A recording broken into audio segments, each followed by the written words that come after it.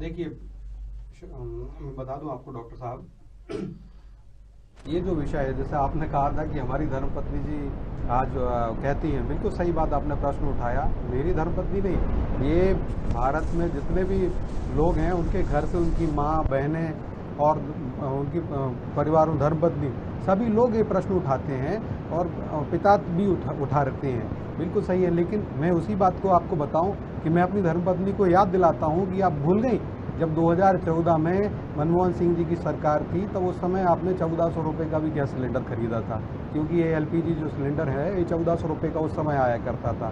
तो मैं उनको याद दिलाता हूँ कि आप ही की महिला समाज की नेत्री हैं, कांग्रेस की बड़ी नेत्री हैं और केंद्रीय मंत्री रही हुई हैं, अभी वर्तमान में राज्यसभा सांसद हैं रेणुका चौधरी जी, और जिनके लिए मोदी जी ने भी बड़ा कहा था कि उनको हंसने दीजिए, बहुत दिन बाद ऐसे उनको आनंद आ रहा है तो आनंद आने दीजिए। उन्होंने खुद इतना बड़ा अपमान किया था, बोले गैस सिलेंडर तो गरीब लोग खरीदते नहीं है, ये अमीरों के लोगों को खरीदने का होता है। उस समय 900 रुपये का गैस सिलेंडर आया करता था, तो बोले 900 रुपये तुम दे नहीं सकते हो, 900 रुपये से थोड़ा ज़्यादा है सिलेंडर। तो मैं ये आरोप प्रत्यारोप में नहीं जाता, लेकिन ये बड़ा दुख होता है कि देखिए उन्होंने उस समय गैस को, एलपीजी को अमीरों का बता दिया, बोले गरीबों के लिए तो गैस होता नहीं। आज मोदी जी ने उसी को आज जन जन के लिए कर दिया। आज 28 करोड़ से ज़्यादा एलपीजी कनेक्शंस भारत के अंदर आ गए और सैकड़ों हजार, वहाँ उस समय तक 2014 तक 100 किलोमीटर तक की पेट्रोल जो गैस लाइन थी वो नहीं बिछी थी।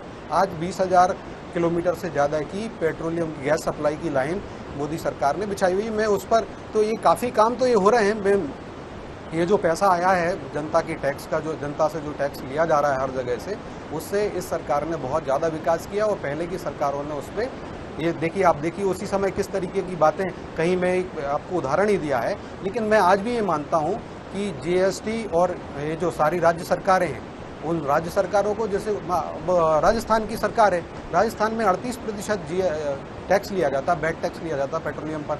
भारत देश में सबसे ज़्यादा टैक्स वहाँ पर लिया जाता है। मैं ये आरोप प्रत्यारोप की राजनीति ना करते हुए आपके चैनल के माध्यम से भी ये निवेदन करूँगा सभी राज्य सरकारों से भी कि वो है अपने हिस्से के जो टैक्स है वैट को कम करें, और कम करेंगे तभी जनता को फायदा मिलेगा। शिवराज जी आपकी बात सुनेंगे क्या? सुनिए तो मैं आ रहा हूँ। देश में सबसे ज्यादा महंगा पेट्रोल डीजल मध्य प्रदेश सरकार सबसे ज्यादा 43 रुपए लेती है टैक्स, तो ये शिवराज जी को भी बताएंगे क्या आप? जी मैं बता दूं आपको, मध्य प्रदेश में कम है अभी, लेकिन मैं बोलता हूँ वो भी कम। उत्तर प्रदेश में 5 रुपए कम है। सुनिए तो भाई योगी जी ने अपने टैक्स कम कर दिए। प्रतिशत में बता रहा हूँ जी, छत्तीसगढ़ में कम है, हाँ मैं आपको महाराष्ट्र में बता रहा हूँ। राजस्थान में 38% टैक्स लिया जाता है, मध्य प्रदेश में 33% टैक्स पेट्रोल पे लिया जाता है, 28% लिया जाता है डीजल पर मध्य प्रदेश में। सर वो लोकल के टैक्स और लगा देते हैं, कई टैक्स अभी नहीं, ये बैट पूरा कंप्लीट टैक्स का स्ट्रक्चर बताया, ये हो रहा है। अच्छा एक बात बताइए ना, आपके माननीय